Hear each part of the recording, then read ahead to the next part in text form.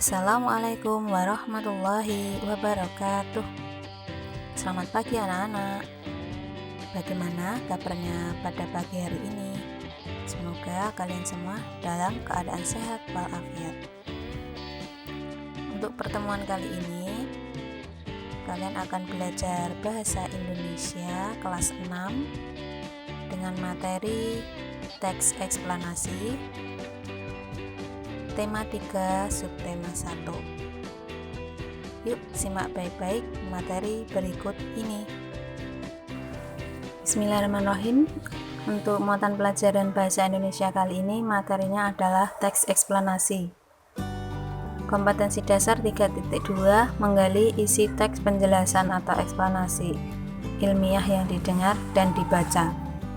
Tujuan pembelajaran: 1. Siswa dapat mengenal teks eksplanasi. 2. Siswa dapat menggali isi teks eksplanasi. Sebelumnya kalian harus mengenal apa itu teks eksplanasi. Teks eksplanasi adalah teks yang menjelaskan tentang proses terjadinya suatu fenomena alam atau sosial. Tujuan dari penulisan teks eksplanasi sendiri adalah untuk menjelaskan fenomena yang terjadi dan menjelaskan sebab akibat suatu peristiwa. Contohnya fenomena gerhana bulan, gerhana matahari, tanah longsor, gunung meletus, gempa bumi, dan sebagainya. Ciri-ciri teks eksplanasi ada 5. Yang pertama, bagian-bagiannya meliputi pembuka atau pernyataan umum, isi atau deretan penjelas sebab akibat, dan penutup atau simpulan atau interpretasi. Ciri yang kedua, informasi yang dimuat berdasarkan fakta.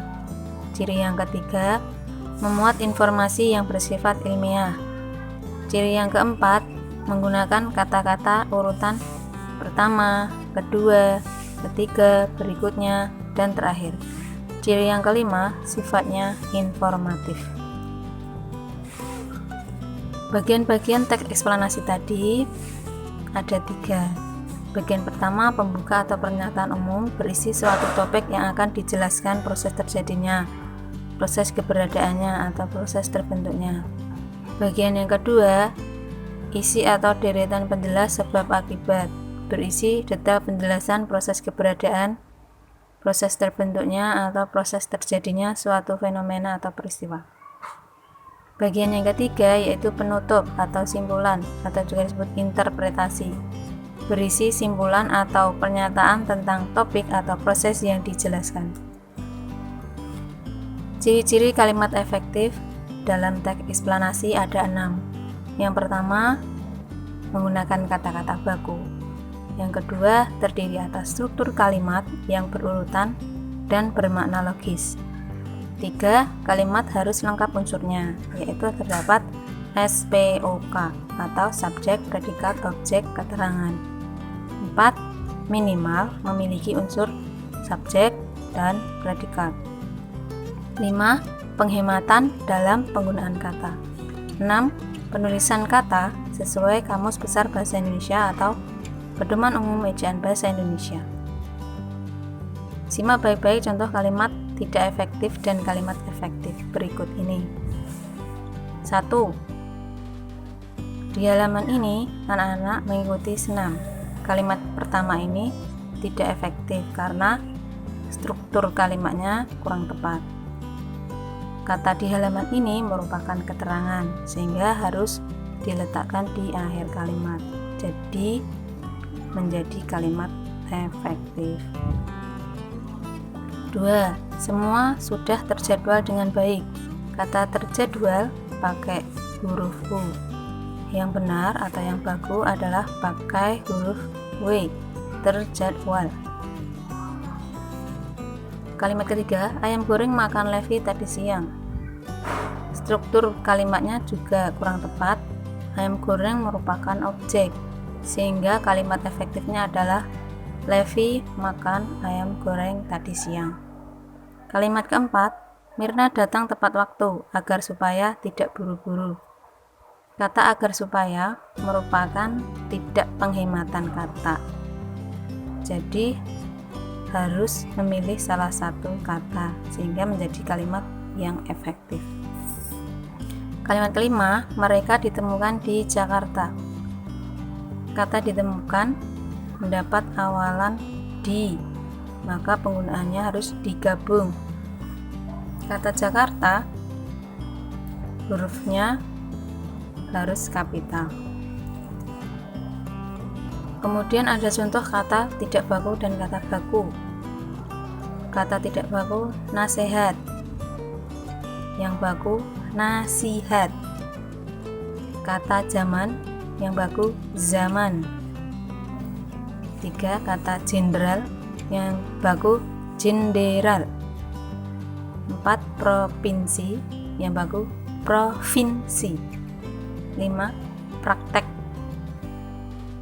yang baku praktik. Silakan simak contoh teks eksplanasi berikut ini, yaitu tentang peristiwa alam kekeringan. Kalian masih ingat bahwa bagian teks eksplanasi tadi ada 3. Yang pertama pembuka atau pernyataan umum, kedua isi atau deretan penjelas sebab akibat, ketiga penutup atau simpulan atau juga disebut interpretasi.